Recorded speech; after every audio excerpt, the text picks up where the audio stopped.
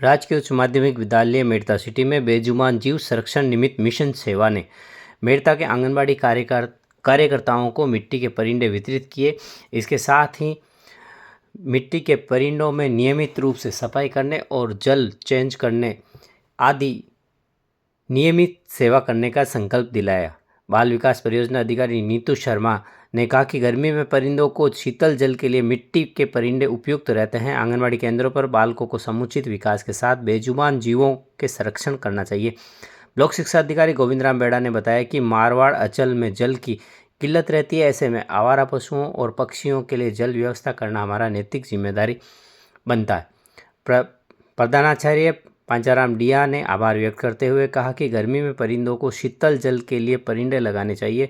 आयोजक मोहन राव उपाध्याय ने अतिथियों को माला व साफा पहनाकर स्वागत किया। समाजसेवी त्रिलोकचंद उपाध्याय ने बताया कि बेजुबान जीव संरक्षण अभियान की मुहिम निरंतर जारी रहेगी। इस अवसर पर महिला सुपरवाइजर रहमत पानो और रामेश्वरी सोनी, समाजसेवी विक्रम सिंह सांगवा, पर्यावरण प्रेमी ताराचंद मारोटिया, नेमीचंद सांकला, सुरेश दादीज सहित आंगनबाड़ी कार्यकर्ताएं मौजूद रही।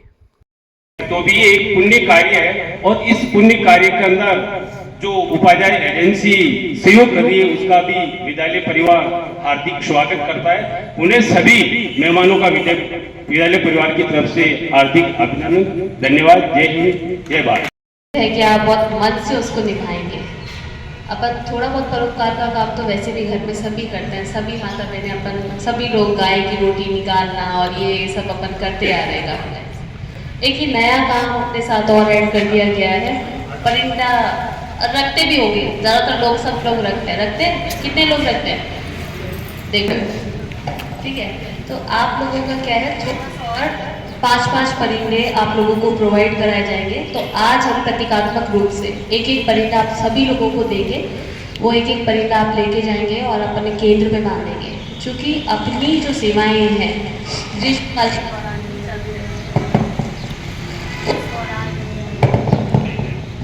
चुग्गा डालना है ताकि जो बेजुबान है उनको थोड़ा खाना पानी मिल सके। अपन तो क्या है, अपन कह के बता देते कि हमें भूख लगी है, पर वो किसे कहे। तो ये मान लो कि अपने को माध्यम चुना है जिसके माध्यम से अपन ये परोपकार कर रहे हैं। अपने लिए तो अपन सभी करते हैं, पर दूसरों के लिए करते हैं वहाँ थोड़ा सा अपनी लाइफ का जो क्या है उसका मंतव्य निकल के आता है। तो इसी तरीके से अपने को अपनी पूर्णता के साथ 100% अपने काम को देना। जैसे कि मैं हमेशा कहती हूँ कि अपने को 100% करना है। तो आप तो मेरे से परिचित हो कि मैं काम कैसे करवाती हूँ कि मुझे 100% चाहिए, और आप कर भी रहे हैं। तो मैं उम्मीद करती हूँ कि आप ये काम भी बहुत अच्छे से करेंगे। और आप इतनी गर्मी में निकाल के मेरे एक कहने पे आप लोग आए, तो आपका पुनः आभार। तो ऐसे ही सारे लोग अपने अगर बने रहें आसपास समाज में, तो बहुत ही एक अच्छे डायरेक्शन में युवा पीढ़ी और सब लोग एक अच्छे डायरेक्शन में मूव करेंगे। तो आपका भी आभार कि आपने ये मुझे माध्यम दिया कि हम इसके माध्यम से आपसे जुड़ सके। धन्यवाद। कभी कभी जब कोरोना था तो हमने सोचा कि हम घर बैठे बैठे क्या करेंगे। तो लॉकडाउन के समय हमने मतलब एक मिशन गौ सेवा शुरू की थी। हमारा लक्ष्य था 21 गौशालाओं के अंदर जाकर के गौ माताओं की सेवा करेंगे, उनको लाभ से खिलाएंगे। लेकिन वो सेवा इतनी प्रभावित हो गई थी कि आज उस सेवा के माध्यम से हमने 300 गौशालाओं के अंदर जाकर के गौ माता की सेवा कर दी है, लाभ से खिलाकर। तुरंत बाद में लंपी एक महामारी आई थी गौ माता की।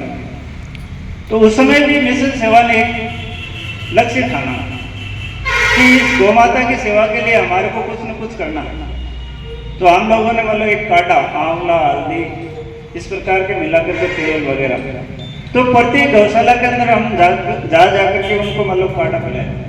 साथ साथ जो उनके गांव थे उन गांव के लिए हमने एक हमारी आयुष विभाग की जो गाइडलाइन थी उस गाइडलाइन के अनुसार मलम तैयार किया था। उनके गाँवों को भरने के लिए हमारे सेवा दल में हर गौ माता तक पहुंच करके उनकी सेवा करने में सक्षम रहे।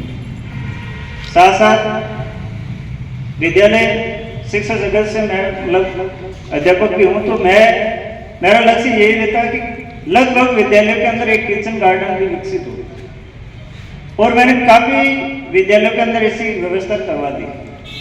उन किचन गार्डन के माध्यम से जो सब्जी उत्पादित की जाती है वो सरकार की योजना MDM के माध्यम से बच्चों तक पौष्टिक आहार के रूप में हम उनको दिलाते हैं।